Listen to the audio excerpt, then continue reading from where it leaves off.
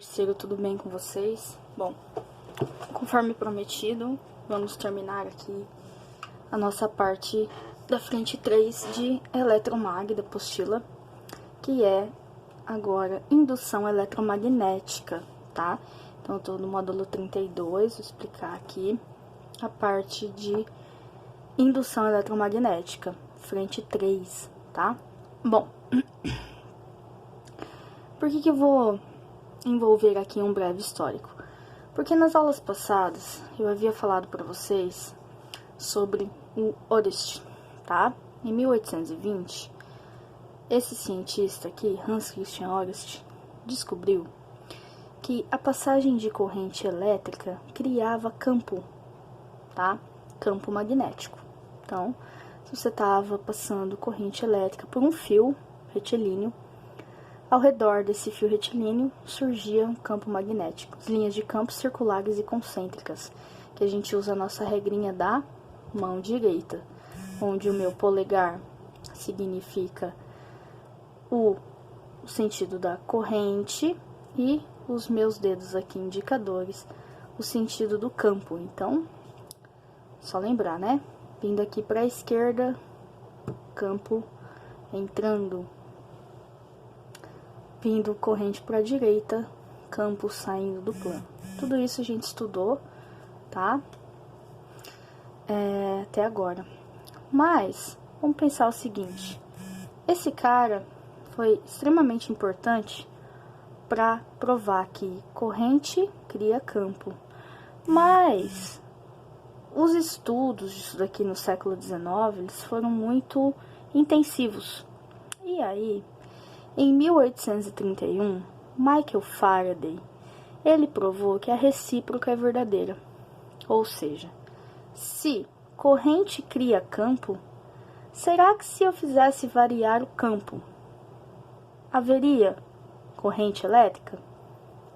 Ou seja, o fenômeno contrário também é verdadeiro? O campo magnético cria corrente elétrica?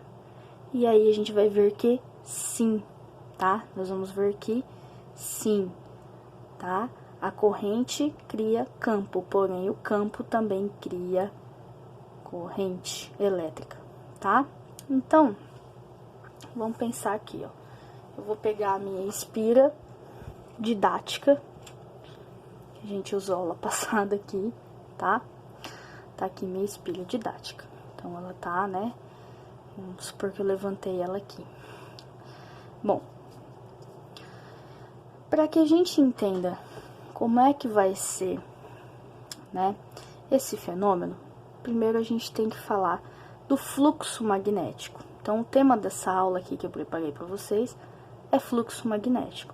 O que seria fluxo, né? O que seria o vetor indução magnética, que eu vou chamar esse aqui de campo induzido, tá?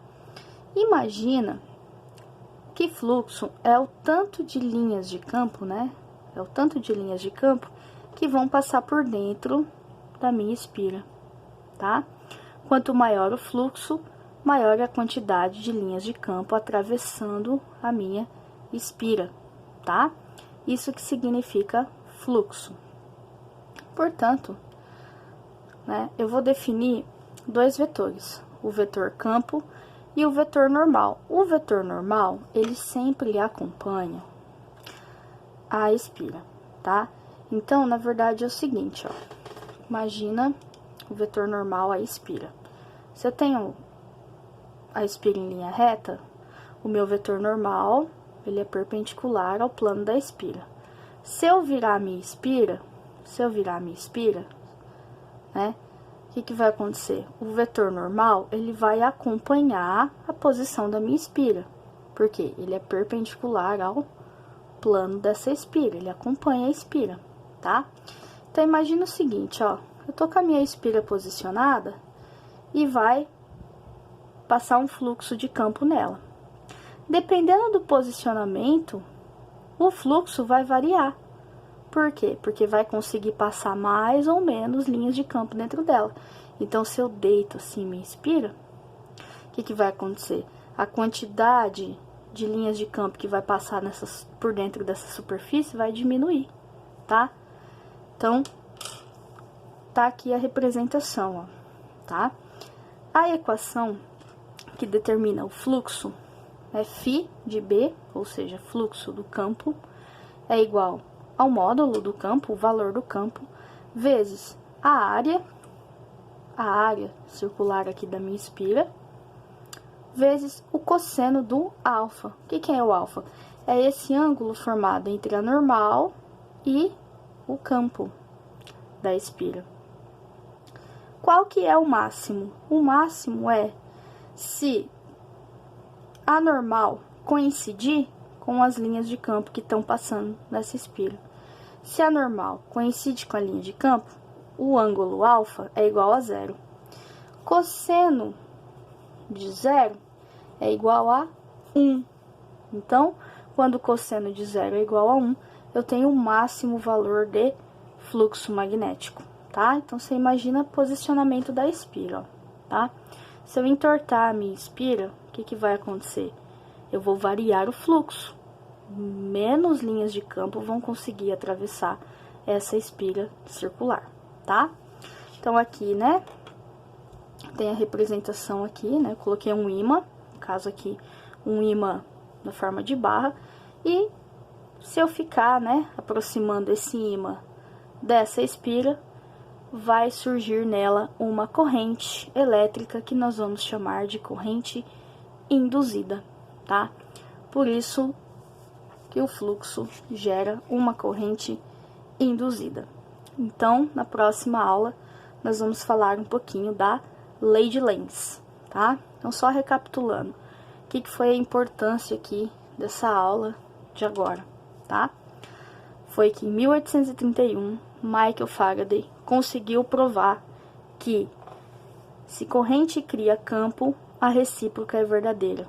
Campo também cria corrente. Então, eu aproximando ímãs, né, da minha espira circular, vai surgir sobre ela uma corrente induzida, tá? Sentido é sempre de norte para sul. Quanto mais próximo do ímã eu tenho a minha espira, maior é o fluxo, ou seja, mais linhas de campo atravessam essa espira. Conforme eu afasto a minha espira do ímã, o fluxo diminui, ou seja, menos linhas de campo vão atravessar, uma menor quantidade de linhas de campo vão atravessar a minha espira, ok? Então é isso, pessoal, até a próxima aula.